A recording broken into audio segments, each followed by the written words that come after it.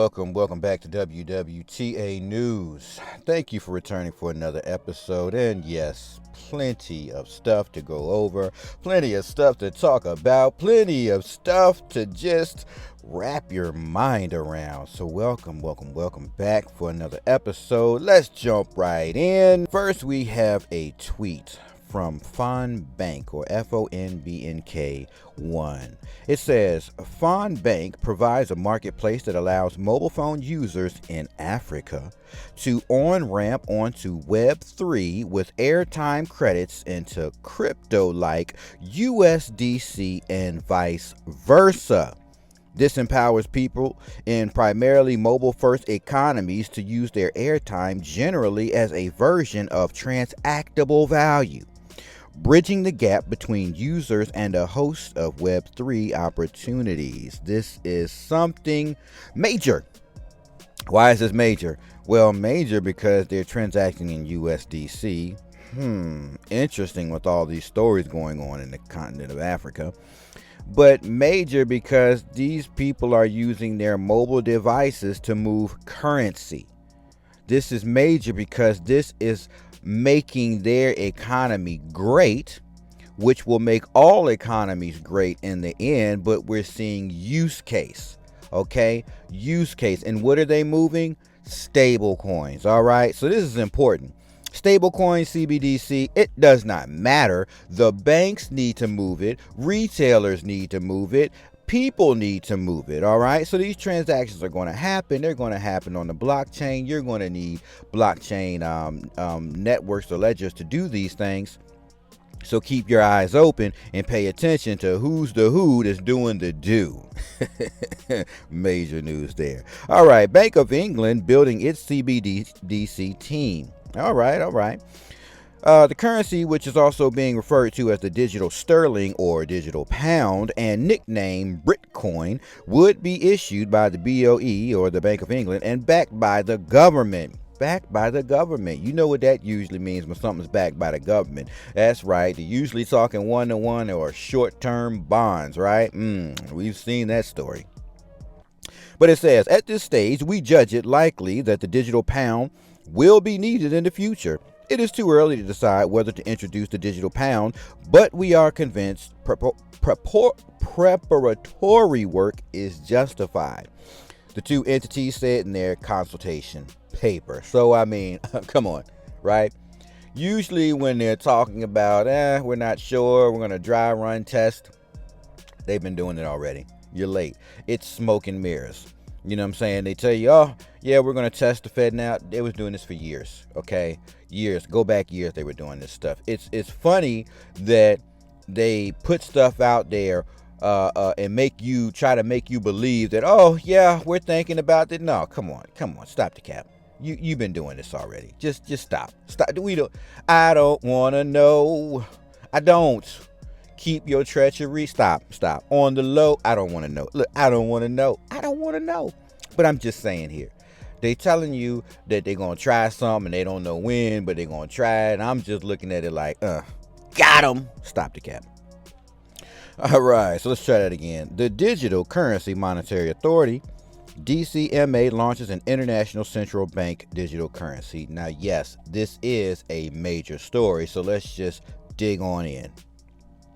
Today at the International Monetary Fund, IMF Spring Meetings 2023, the Digital Currency Monetary Authority announced their official launch of an international central bank digital currency that strengthens the monetary sovereignty of participating central banks and complies with the recent crypto assets policy recommendations proposed by the IMF. Universal Monetary Unit, symbolized as ANSI character U, is legally a money commodity and can transact in any legal tender settlement currency and functions like a CBDC to enforce banking regulations and to protect the financial integrity of the international banking system. Oh my, that's a mouthful. It's functions like a central bank digital currency. It can transact. It is a legal money commodity. And it can be transacted as in any legal tender settlement? Like, what are you saying? Are you saying that if it can be transacted in any legal tender settlement currency, then you're calling it a legal tender? Boom, that's it. Okay, a money commodity, right? So you're still acting as though you're calling it money. That's all you're doing. And it's a central bank digital currency, and it functions like that, is what you're saying.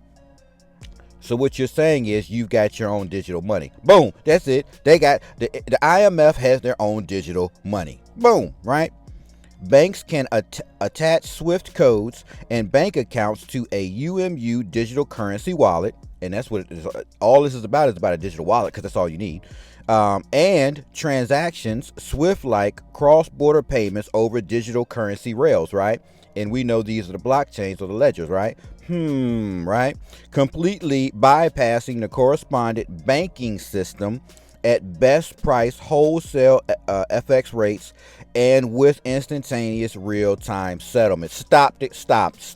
What are you, stop, man? What are you saying? You're transacting with SWIFT, ISO 20022. Stop, man. And you saying instantaneous real-time settlement. I don't look, man, I don't want to point fingers, but what are you trying to say? This is trippy. Like, I don't want to point fingers, but I feel like I ain't gonna do it. I ain't gonna do it. What are they saying here? I mean, I don't want to point fingers, and I don't want to necessarily point out what's happening here, but there's some words being used that have meanings that a lot of us who have been in this space, we know those words when we hear them. Okay, so let me just kind of repeat them words, right? Cross-border payments over digital rails, completely bypassing the correspondent banking system at best price wholesale FX rates and with instantaneous real-time settlement. And they can attach SWIFT codes. This is interesting. This is really interesting, right? Y'all brew on that. I'm going to walk on to the next one. It says, adopting a global localization public monetary system architecture, UMU, can be configured to operate according to the central banking regulations of each participating jurisdiction. Wait a minute. Hey, look. We're setting this up so that every nation or country, that their central banking regulations and are going to work with theirs as well, right? So listen, when you create your own CBDC as a nation or a country or a state, this setup that we got is going to work the same as yours. It's all going to be able to work the same so that we can interact and conduct business. Because we going to look, man, look. I'm just saying, this ain't rocket science. You know what I'm saying? Clearly they telling you exactly without you having to second guess, without you having to overthink. You just can listen to what's being said here. According to Darrell, UMU is not attempting to disrupt the international monetary system. No. In fact, it strengthens it by helping the IMF achieve its stated mandate to provide economic and financial stability to its member states. UMU is a game changer in how cross-border payments are transacted and mitigates against seasonal and systemic local currency depreciation. Right? Interesting. Universal Monetary Unit Model Law legislation has been drafted in collaboration with several sovereign states. In this proposed legislation, UMU should not be enacted as legal tender for negotiating domestic prices. You don't use this to negotiate your domestic prices in your land, right? This is its own thing, as legal tender for negotiating domestic prices or international trade agreements. Instead, the legislation proposes UMU to be enacted as a complementary money commodity for the store of value. We know what does that. Yep, there's a thing that does that store of value type of thing, right? Mitigating against potential seasonal and systemic local currency depreciation and tendered as a payment currency at the time of settlement. So this is going to have its value, which means it's going to be backed by something, and it's got to hold its own value, which will make it stable, like the people call Bitcoin, right? They say, oh, that's a store of value. It's like gold, right? Store of value. So obviously the what they're saying is they're going to have a currency that's going to be a commodity, right? That's going to be used as legal tender, right? That's going to hold its stability so that whenever another country's value of their currency depreciates, they can hold this currency and they don't have to worry about their currency having no value. Look at that. Sounds interesting, right? But let's continue. Merchants and trading partners could accept UMU for the equivalent market value for their goods and services priced in any national legal tender. UMU has premium exchange rates built into its wallet and can convert any settlement currency amount to the equivalent UMU amounts. Universal Monetary Unit is cryptocurrency reimagined from the ground up to support central banking and regulate financial institutions. It features a trusted consensus protocol, stake proof of trust spot protocol, and a multi-dimensional DLT capable of supporting any asset or liability ledger, enabling full-service digital banking and international trade payments. Universal Monetary Unit, UMU, also known as Unicoin. Unicoin is an innovation in store value cryptography powered by artificial intelligence. It adopts a central banking monetary policy framework to ensure it has continuous purchasing demand, minimal price volatility, and annual asset pricing targets. Okay, all right. Whew, that was a lot. That was a lot, but that's what the IMF's got going on, and that's what was going on at that meeting. Anyways, I'm going to close there. I will catch you all in the next episode.